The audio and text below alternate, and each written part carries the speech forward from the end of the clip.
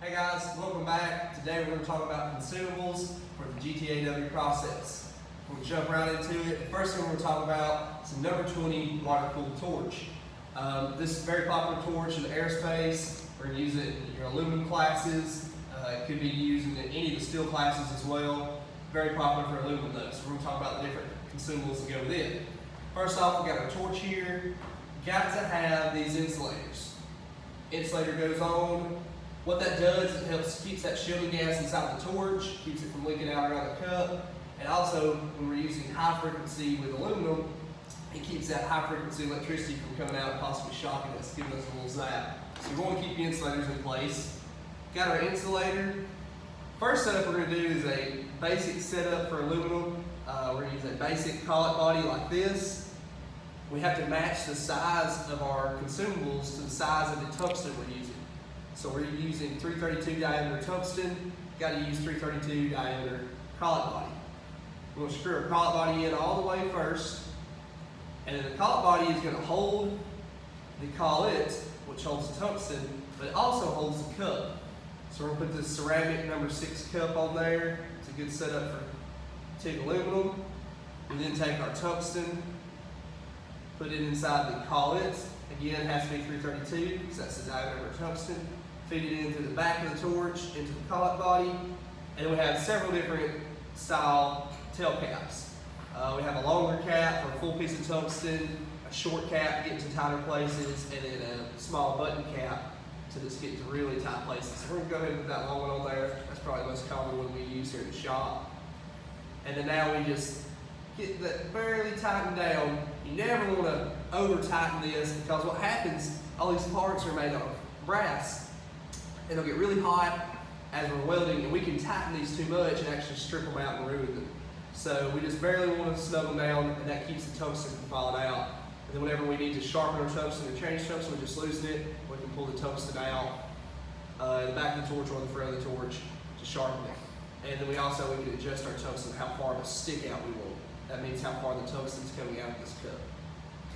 So that's a basic setup for aluminum on a number 20 torch. So now we're going to show you the difference between a regular collet body and a gas lens collet body. So we're going to break this thing down real quick. So that would be good. The regular setup would be good for if we were dabbing, using the dabbing method whenever we're welding. But now we might want to switch to a gas lens if we were possibly walking the cup. Or maybe we're using a metal like stainless steel that needs a lot of gas coverage, and we're going to use a gas lens. So, get our torch all broke down. Start back with the basic torch, get our insulator on there. We're going to put the gas lens collet body on there. And all a gas lens is, it has these little screens in it that keeps the gas, whenever the gas comes through it, it stays and congregates on our weld area a little bit longer than just blowing straight out with a regular collet body. Let's get the gas lens on there, pretty much the same process. We can then put a number 6 gas lens cup on there. 332 collet body, it's the same collet body. Got a 332 tungsten, put it in from the back, and we use the same tail caps for the gas lens.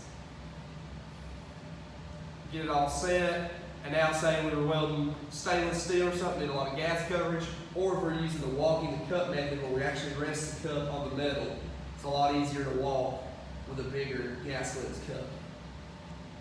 So that's it for the number 20. And while we're on the 20, there's also some specialty cups. You can see we have this one here, maybe get to tight places, get that nozzle all the way up in there. They have, these are all ceramic cups. They also make Pyrex cups that are clear so you can actually see through your cup while you're welding. A lot of different cups, they're making new ones every day. These are pretty much the basic of the basic that we use here at Drake. So now we're going to switch to number 17 air-cooled torch. Very common in the pipe industry, construction industry. If you're in a pipe class, you're going to be using 17 torch here at Drake. So everything's pretty much the same, it just looks a little bit different. Again, we have to have our insulators. This particular torch has an insulator on both the front and the back. Let's keep that gas from leaking out. We have a basic collet body looks a little bit different. It's a little bit longer, got a different thread type to it. So get our collet body on there. Again, our collet has to match the tungsten, and this one's a little bit longer because you can see the collet body is made longer for a 17 torch. Still this piece of tungsten.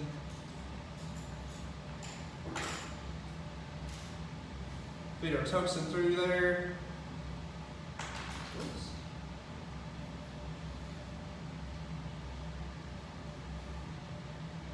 Tail caps, same thing. We can have a long tail cap, short tail cap, button cap.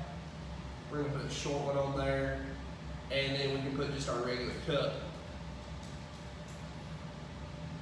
So pretty similar setup. This would be a basic setup for if we were dabbing a T-joint using the dabbing method. So similar setup, it just looks a little bit different, but it's the same process. Again, this same torch can use a gas lens if we were welding pipe, needing to walk the cup on pipe, or if we were welding something like stainless, needing a lot of gas coverage. Now we can use multiple insulators whenever we step up at a larger cup size like this is required. So for this,